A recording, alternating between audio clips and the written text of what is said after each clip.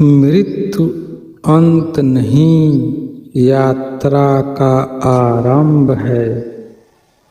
प्रेमानंद जी महाराज बार बार कहते हैं, मृत्यु शरीर की होती है, आत्मा की नहीं।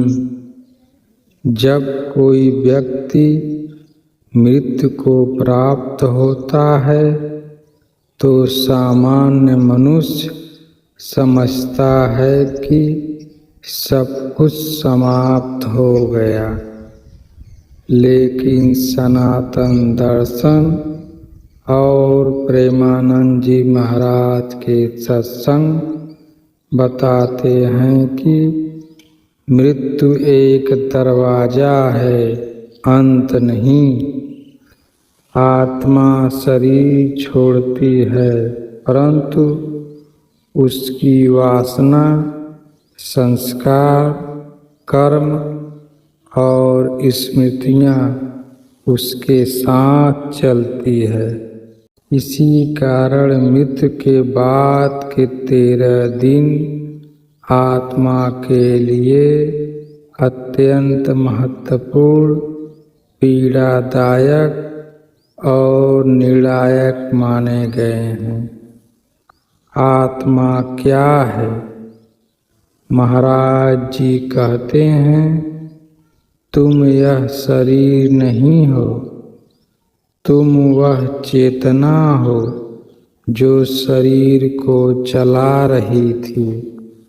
आत्मा न जन्म लेती है, न मरती है, न जलती है, न कटती है, लेकिन जब वह अज्ञान से ढकी होती है तो वह कर्मों के बंधन में फंस जाती है। मृत्यु के समय प्राण शरीर से निकलते हैं, इंद्रियां काम करना बंद करती हैं, लेकिन चेतना जागृत रहती है। महाराज जी बताते हैं, मरते समय का अंतिम भाव जीवन भर के कर्मों से भी अधिक शक्तिशाली होता है। मृत्यु के तुरंत बाद आत्मा अपने शरीर को नीचे पड़ा देखती है, डॉक्टरों रिश्तेदारों को देखती है, पर कोई उसे सुन या देख नहीं पाता। यही स्थिति आत्मा के लिए अत्यंत भ्रमकारी होती है। पहले 13 दिन आत्मा की सूक्ष्म यात्रा। पहला दिन आत्मा का शरीर से मोह। महाराज जी बताते हैं, आत्मा बार बार अपने शरीर में प्रवेश करना चाहती है, लेकिन उसे विश्वास नहीं होता कि उसकी मृत्यु हो चुकी है। वह सोचती है, मैं यही हूँ, मुझे क्यों नहीं सुना जा रहा है। दूसरा और तीसरा दिन मोह और पीड़ा। इन दिनों आत्मा अपने घर में रहती है, अपने परिजनों को रोते देखती है, अपना दाह संस्कार देखती है। प्रेमानंद जी महाराज कहते हैं, अधिक रोना आत्मा को बांध देता है। आत्मा सोचती है, मेरे बिना यह कैसे रहेंगे, मैं इन्हें छोड़कर क्यों चला गया, क्यों ज़्यादा रोना मना है। क्योंकि रोना मोह आत्मा का बंधन आगे की पीड़ा। इसलिए शास्त्र कहते हैं शांति से विदाई दो, चित्कार से नहीं। चौथे से छठा दिन कर्मों की स्मृति।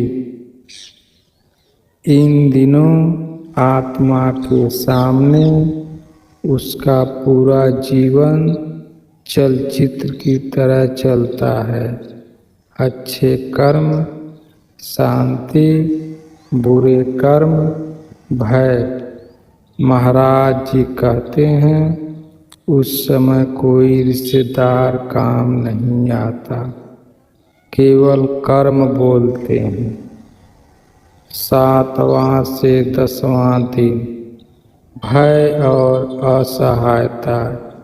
इस समय आत्मा बहुत कमजोर होती है, उसे मार्ग नहीं दिखाई देता, वह अकेलापन महसूस करती है। इसी समय हरि नाम, भागवत पाठ, राम नाम जप करना चाहिए। आत्मा के लिए प्रकाश स्तंभ बनते हैं।